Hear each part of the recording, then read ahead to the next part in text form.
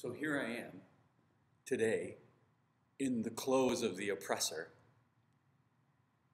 And more these stories keep coming to the surface. I'm 39 years old and I sleep with a pillow on my head here. Kind of like a Marty head sandwich between two pillows. And occasionally I will take my middle finger and slide it up inside my ear like this to close off my eardrum, kind of natural earplugs. And I kept thinking back, why did I ever start doing that? And the reason why I did it was because when I was 6 years old, being in the children's village at Pontiac, Michigan, there was 10 of us crammed into a room, small room, not enough beds, usual stuff. And I had to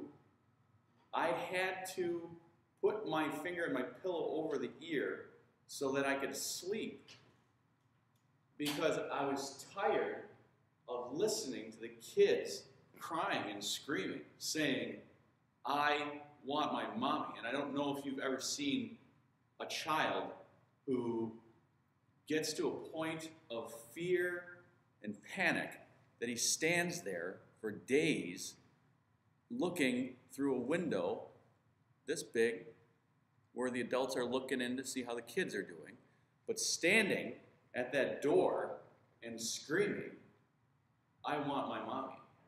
Or, "When are mommy and daddy coming back for me?" Or, "When is mom coming back for me?" Or, "I want my mommy." And saying it over and over and over. I want my mommy!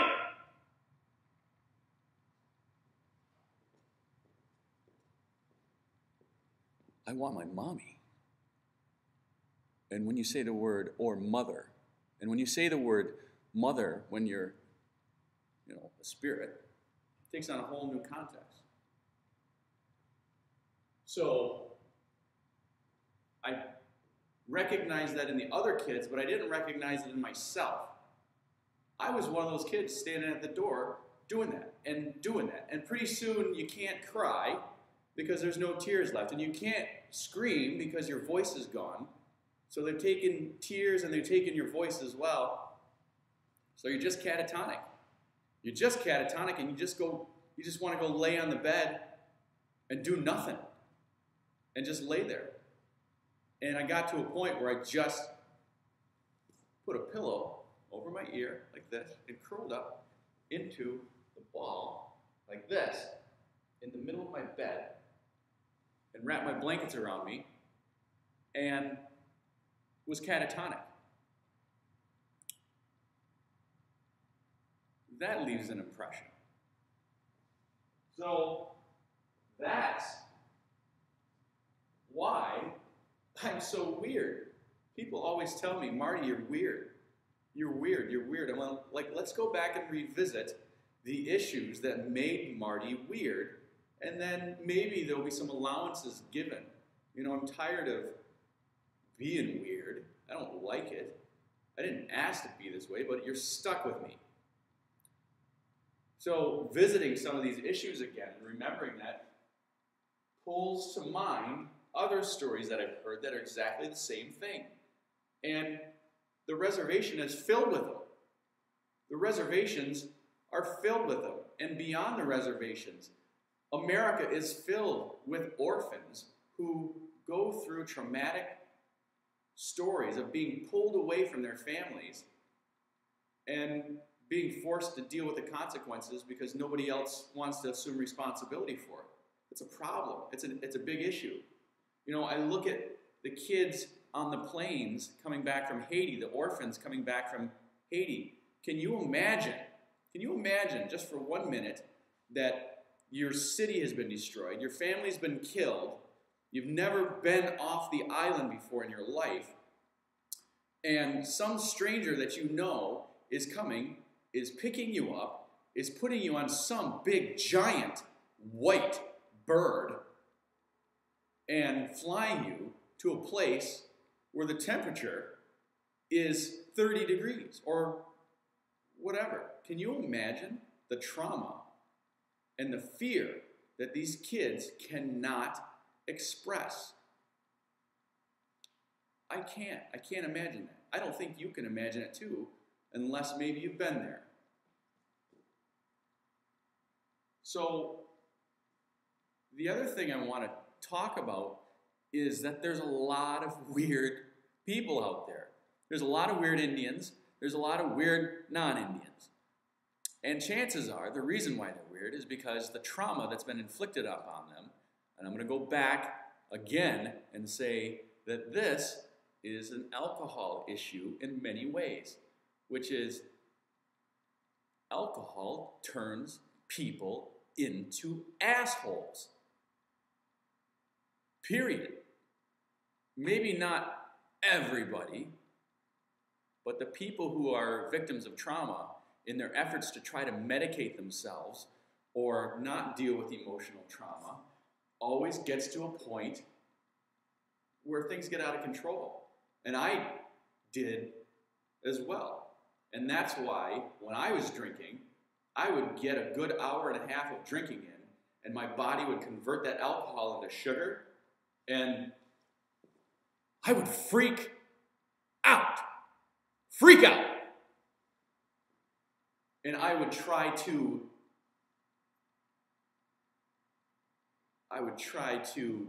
assert my manliness on people. I would try to be a tough guy, and I ended up bouncing my face off people's fists because I was a pacifist. Apparently, a pacifist, drunk, traumatized Indian person is not a way to go, because it'll eventually get your ass kicked because you're not willing to stand up for yourself. Or, not even in that instance, alcohol and its effect on marriages, domestic violence issues towards women, the impact of physical and sexual abuse towards children, things like that, perpetuates the cycle. And alcohol is the commonality in all of them. In all of them. And so it's like, I can't stress it enough, because I know is myself, I've been 6 years sober. And you know what? I'm not going to be a holy roller, because people have to come to it their own way. But after 6 years of sobriety, I thought that I had done all the changing that I was going to do. And it is only after 6 years of sobriety that I can get back to a point where I can cry. Genuinely cry for the world, but also for myself. Can you cry for yourself? Maybe that's a question that I should be asking others when we share stories. It's like, have you gotten to the point where you can cry for yourself? Because it's really important. It's really important to be able to do that. Children of alcoholics need to get to a point where they can cry for themselves. So, I don't know if other people experience this, but this is what I have experienced. And it's pretty terrifying looking back, but I also know that this is not a done issue. It's still happening. It's happening too much.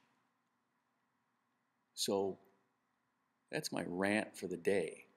And I don't know what it means. Maybe it just is, and that's good enough. Thanks.